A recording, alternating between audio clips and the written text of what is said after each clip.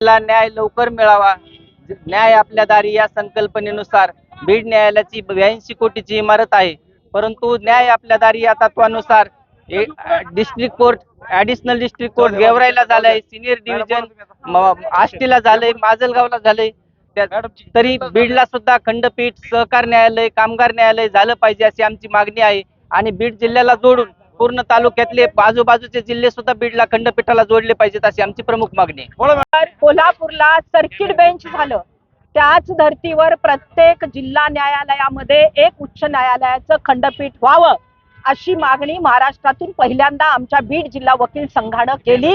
त्याबद्दल मी त्यांचं मनपूर्वक कौतुक करते।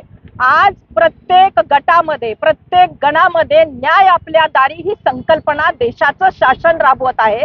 त्यामुळे न्याय आपल्या दारी या तत्वानुसारच खंडपीठ बीड जिल्ह्यात आणि प्रत्येक महाराष्ट्राच्या जिल्ह्यात व्हावं।